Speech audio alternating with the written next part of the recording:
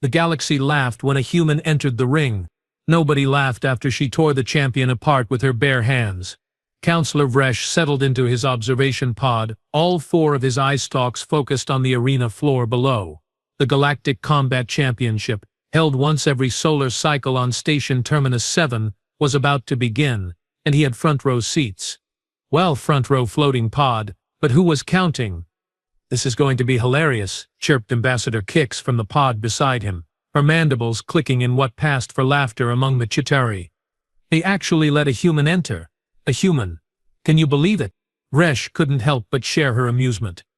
Humans. Those soft, squishy things from that backwater planet called Earth. They had been part of the Galactic Council for barely 3 standard years, and already they were getting ideas above their station. The arena stretched out before them, a massive circular cage with reinforced plexi-steel walls, energy barriers humming at full power, and enough medical drones hovering around the perimeter to handle whatever carnage was about to unfold. The championship belt, glittering with rare metals from 17 different worlds, hung suspended above the center ring. "I heard she paid the entry fee with actual credits," Resh said, shaking his primary head. "Not even sponsored. Just walked up to the registration desk and signed herself in." "Desperation or stupidity?" Kix asked. "With humans? Both, probably." The crowd, a sea of species from across the known galaxy, filled the stadium seating. Thousands of beings, from the towering Kragnor to the blob-like Pluthovians, all chattering excitedly. The betting screens flashed odds so lopsided they were practically vertical, 10,000 to 1 against the human. Resh had seen better odds on a glimmermoth surviving a solar flare. Then she entered. The human fighter stepped into the arena, and the crowd's chatter turned into outright laughter. Kira Volkov, according to the holo display, stood at what humans called 5 feet 9 inches. Tiny. Really. Her skin was that weird peachy tan color humans came in, her hair tied back in a simple dark ponytail. She wore minimal armor, just some compression gear and hand wraps. No exoskeleton, no bio-enhancements visible, no weapon augments. "She looks like she wandered in from a gym," someone shouted from the upper decks. Vresh had to agree. Compared to the previous fighters, beings who had cybernetic limbs, acid glands, or natural armor plating, Kira Volkov looked about as threatening as a Terran house pet. This was going to be a massacre, and not in the human's favor. Resh leaned back in his pod, feeling almost guilty about the entertainment he was about to witness. Humans were fragile, everyone knew that. He had reviewed the medical reports when Earth first joined the Council. Single heart, pathetically slow healing, no natural weapons, no venom, no protective carapace. They broke bones from simple falls. They needed constant hydration. They could be killed by their own planet's wildlife. For crying out loud, what kind of species loses fights to its own ecosystem? He remembered the incident at the Council cafeteria last year. A human diplomat had tripped over a maintenance bot and fractured something called a wrist. The entire medical bay had gone into crisis mode over a minor skeletal crack. It had been the talk of the station for weeks, and now one of them wanted to fight professionally. The arena lights dimmed, and a spotlight hit the opposite entrance tunnel. "Ladies, gentlemen, and beings of all classifications," the announcer's voice boomed through the stadium. "Presenting your reigning champion, the undefeated, the unstoppable, the undisputed terror of the ring. Standing 8 feet tall, weighing in at 640 pounds of pure muscle and rage. From the war moons of Drakon Prime, I give you Thorak the Bone Crusher." The crowd erupted. Thorak emerged from the tunnel, and even Vresh felt a tremor of primal fear. The Draconian was a mountain of scale and sinew. His species had evolved on a high-gravity world where everything wanted to kill everything else. His arms, all 4 of them, were thicker than support beams. His hide had natural armor plating that could deflect plasma rounds. His jaw could crush steel. He had held the championship belt for 3 years running, and 17 fighters had been carried out of the ring on stretchers after facing him. 3 had not been carried out at all. They had been scraped out. 20 credits says the human doesn't last 10 seconds, someone behind Vresh wagered. "I will take that bet," another replied. "I say 5 seconds, tops." The betting screens updated frantically. The odds against Kira Volkov climbed to 15,000 to 1. Some spectators were not even betting on whether she would lose. but rather how many bones would break before the referee called it. The over-under was set at 12. Thorak raised all 4 arms, and the crowd chanted his name. He beat his chest, a sound like thunder rolling through mountains. His challenge roar shook the stadium, a primal bellow that had made countless opponents forfeit before the match even started. Kira Volkov did not flinch. She just stood there, rolling her shoulders, bouncing slightly on the balls of her feet. The ceremonial pre-fight inspection began. The referee, a hulking Graxian with sensor implants covering half his face, approached Thorak first, standard procedure. He scanned for illegal augments, checked the natural weapons registry, confirmed the weight class. Thorak flexed and postured, playing to the crowd. Then the referee approached Kira. The scan took 3 seconds. No cybernetics, no biomods, no weapon enhancements, no armor rating above Class 2, the referee announced, his voice dripping with disbelief. Confirmed legal, but, he paused, looking at Kira with what might have been concern or pity. Competitor, are you absolutely certain you want to proceed? You can forfeit now with no penalty. Kira smiled. It was not a nice smile. Yeah, I am good. Let's get this started. The referee shrugged, which for a Graxian involved 3 sets of shoulder joints. He stepped back to the center of the ring. Thorak cracked his knuckles, all 16 of them. The hollow display projected both fighters side by side for the crowd's benefit, complete with technical readouts. The comparison was, to put it mildly, absurd. Thorak, the Bone Crusher, 8 feet, 2 inches, 643 pounds, bone density rating of 9.7, 4 arms, each capable of lifting 1,200 pounds, bite force of 3,000 psi, natural armor plating rated to withstand Class 3 energy weapons, estimated strike force, enough to dent titanium. Kira Volkov, 5 feet, 9 inches, 168 pounds. Bone density rating of, the scanner paused, 1.8, 2 arms, bite force of 162 psi, no natural armor, estimated strike force. The display actually showed a shrug emoji. The crowd lost it.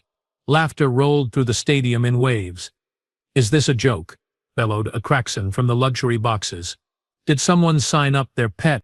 In the fighters' staging area visible on the secondary screens, other competitors watched with mixtures of amusement and second-hand embarrassment. Grath the Render, scheduled to fight in the next bout, shook his massive horned head. Humans should stick to their paperwork and their diplomacy, he rumbled to his trainer. This is just sad. I heard they die if they get too hot, his trainer replied, or too cold, or if they do not drink water for like a day. Pathetic. Back in the ring, the referee called both fighters to the center for the traditional face-off. Thorak stomped forward, each footfall making the arena floor vibrate. He loomed over Kira, casting her entirely in shadow. His smallest arm was wider than her torso. One of his hands could wrap around her head completely. Kira walked up calmly, her expression neutral, almost bored. You still have time to walk away, little thing, Thorak growled, his voice like gravel in a cement mixer. I have killed beings twice your size by accident during warm-ups. Cool story, Kira said flatly. The referee stepped between them. Official rules, 3 rounds, 5 minutes each. Victory by knockout, submission, or ring-out. Lethal force is permitted but discouraged. Medical drones are standing by. In the event of death, all liability waivers are already signed. Do you both understand? Yes, Thorak rumbled. Yep, Kira said. Touch gloves, or whatever equivalent appendages you possess. Thorak extended one massive fist. Kira tapped it with her knuckles. Her entire hand looked like a child's toy next to his. The referee should have said more. Should have warned them both. Should have reminded Thorak that attacking before the bell was an automatic disqualification and potential criminal charge. Should have verified that both fighters understood the rules completely. But he was already backing away, probably planning his post-match report on the fastest knockout in championship history. The crowd quieted slightly, anticipation building. Resh adjusted all 4 eye stalks, not wanting to miss a single moment of what was about to be the most lopsided match in Galactic Combat Championship history. Thorak returned to his corner, cracking his neck. All 3 sections of it? Kira walked to her corner, took a sip of water, and stretched her arms across her chest. The bell operator raised his hand, hovering over the button. This was it. This is not even a fight, Resh muttered to Ambassador Kix. This is going to be an execution. I am starting to feel bad for her. Do not, Kix replied, her translator crackling. She signed up for this. Natural selection in action. If you ask me. The arena crew made their final checks. Energy barriers hummed to full power. The medical drones ran diagnostic cycles, and the cleanup crew stood ready with their sanitization equipment. They always needed the cleanup crew after thorax matches. The timekeeper synced his equipment with the main display. 5 minutes on the clock, ready to start counting down the moment the bell rang. The odds board updated one final time. 20,000 to 1 against Kira Volkov. Someone had actually bet a small fortune on Thorak winning in under 30 seconds. That someone was probably about to get very rich. Thorak began his intimidation routine. He slammed his fists together, the sound echoing like gunshots. He roared again, showing rows of teeth designed to tear through muscle and bone. He grabbed the cage wall and shook it, the reinforced plexus steel groaning under the stress. The crowd ate it up, chanting his name louder and louder. Then he did something truly terrifying. He picked up the 100-pound practice weight his corner team had brought and crushed it between two hands. The metal crumpled like paper. He tossed the mangled remains aside and glared across the ring at Kira. You see that, human? That will be your spine. Kira, for her part, was doing the strangest warm-up routine Resh had ever witnessed. She was not roaring or posturing or trying to look intimidating. She was just stretching, rolling her neck in slow circles, rotating her shoulders, shaking out her legs. She looked like she was preparing for a light jog, not a fight to the potential death. Then she did something odd. She closed her eyes, took 3 deep breaths, and when she opened them again, something had changed. Resh could not quite put his primary finger on it, but her entire demeanor had shifted. The boredom was gone. What replaced it was focus. Cold, absolute focus. The referee stepped to the center of the ring one final time. Fighters, when the bell rings, you may begin. Not before. Am I clear? Thorak grunted acknowledgement, still beating his chest. Kira just nodded once. The referee backed away to the edge of the cage. The timekeeper's hand hovered over the bell. The crowd held its collective breath. Resh leaned forward in his pod, all 4 eye stalks fixed on the ring. The moment stretched out, tension building like a coiled spring. And then, Thorak made the biggest mistake of his life. He did not wait for the bell. It happened so fast that most of the crowd missed the beginning.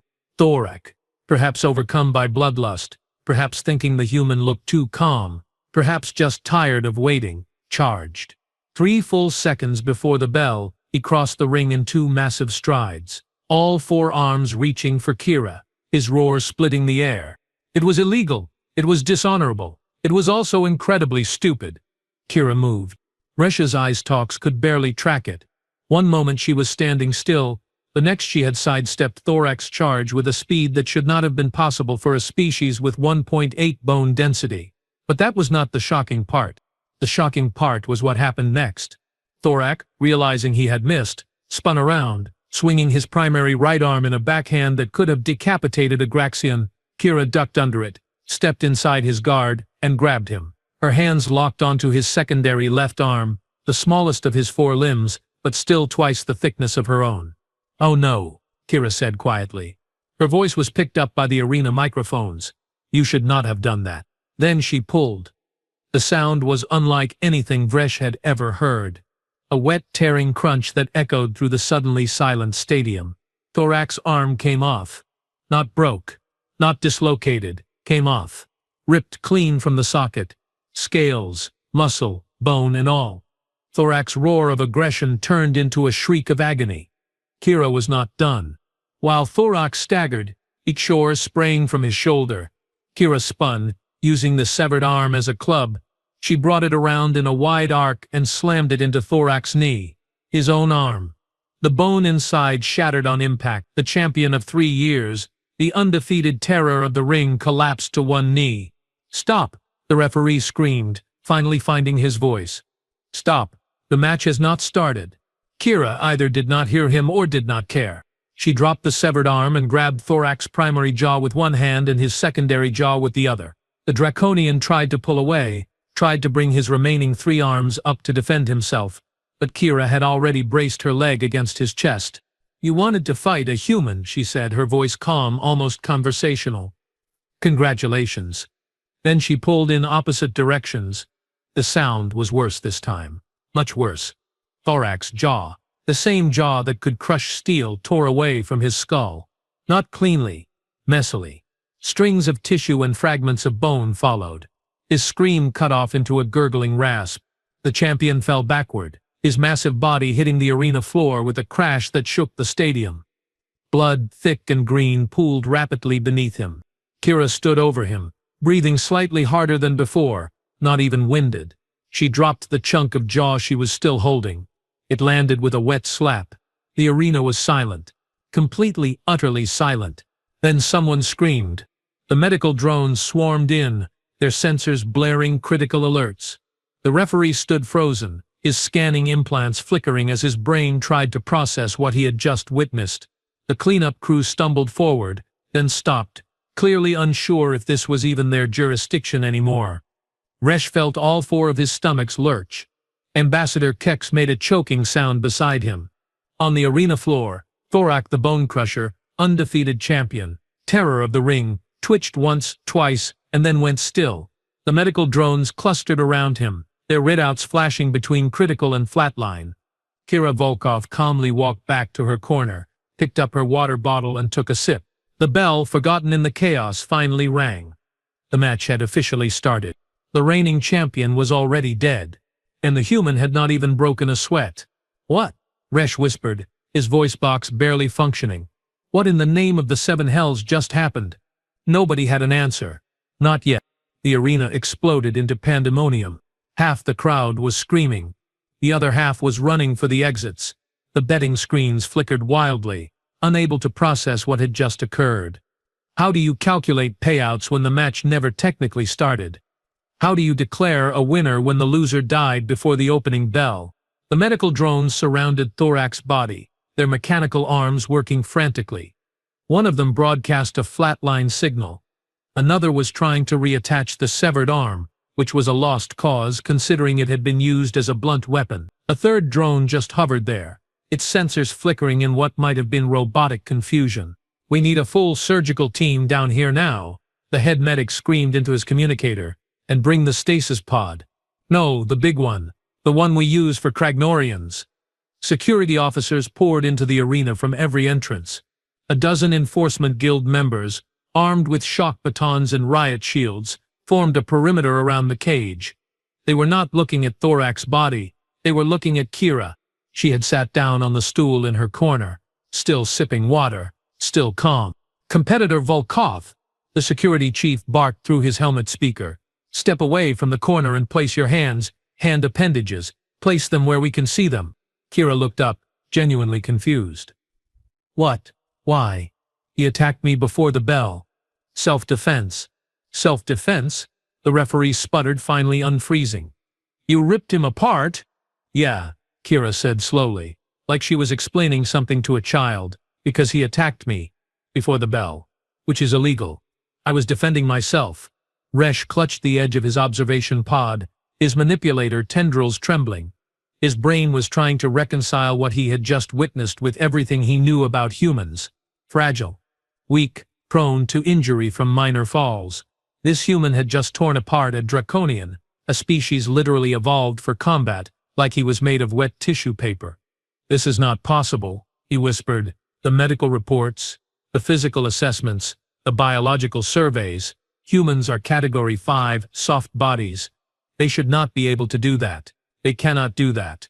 "Well, apparently they can," Quick said weakly. Her mandibles had gone completely still, a sign of extreme shock in Chitauri. Down in the fighter's staging area, chaos reigned. Grath the Render, who had been laughing at the human minutes ago, was backing away from the monitor screen. "No," he said. "No, no, I am not fighting after this. Cancel my match. Cancel it right now." His trainer did not argue. He was already packing their equipment. 2 other fighters scheduled for later bouts were withdrawing on the spot, forfeiting their entry fees without hesitation. One of them, a Voltharian with acid sacs and razor claws, was literally crying. I have younglings, she sobbed. I cannot. I will not. The arena announcer, a professional who had called fights for 15 years, tried to speak into his microphone 3 times before managing actual words. Ladies, gentlemen and beings, we are experiencing. There has been an incident. We, by the council, what did I just watch? Station Security Coordinator Jalvik pushed through the crowd of medical personnel, his scales pale with stress. Lock down the arena. Nobody leaves until we figure out what happened here. And someone get me the human ambassador on the comm right now. Which ambassador? Someone asked. Any of them. All of them. I do not care. 20 minutes later, in the station command center, Dr. Ixara stood before a hastily assembled group of officials, security personnel and traumatized witnesses. The Venloxian medical officer pulled up holographic displays with shaking appendages. You all saw the preliminary reports when Earth joined the council, she began, her voice tight. Single cardiovascular system, slow regeneration. No natural defenses. But what those reports did not emphasize, what we completely failed to understand, is where humans come from. She pulled up an image of Earth. Class 12 Deathworld, she continued. 12. For context, the minimum rating for a planet to be considered hostile to life is 6.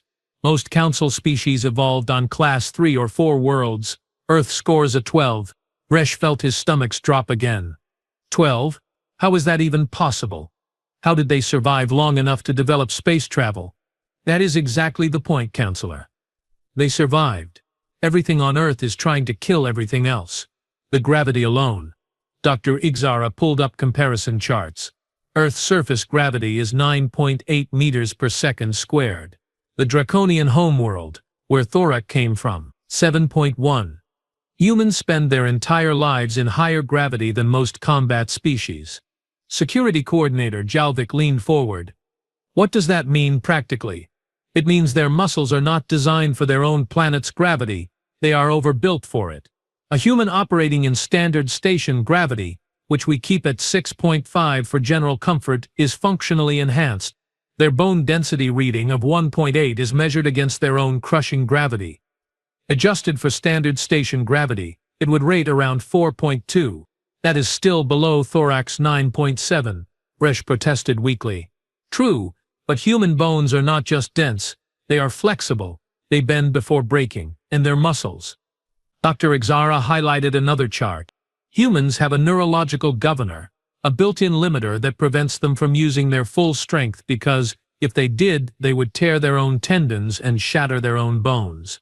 In moments of extreme stress or perceived mortal danger, this governor released. The room went quiet. Are you telling me, Jalvik said slowly, that humans are naturally strong enough to injure themselves so their own brains stop them from using their full capacity? Yes, and when that limiter comes off, even partially. Dr. Ixara gestured to the screens showing medical footage of Thorak's remains. You saw what happens. Competitor Volkov did not use advanced techniques or secret training. She just stopped holding back. Holding back? Vresh repeated. Humans walk around holding back? Every single day of their lives, yes. 3 days later, Counselor Vresh watched the news feeds from his office, nursing a strong drink that his species should not technically be able to digest. He did not care anymore. The Galactic Combat Championship had announced sweeping rule changes. Humans were now banned from open-weight competitions, not because they were too weak, because they were too dangerous. New categories had been created. Weight classes were being recalculated. Liability insurance premiums had tripled. Kira Volkov had given exactly one statement to the press before leaving Station Terminus 7. I am sorry that Thorak died. I really am, but he attacked me before the bell, and I reacted on instinct.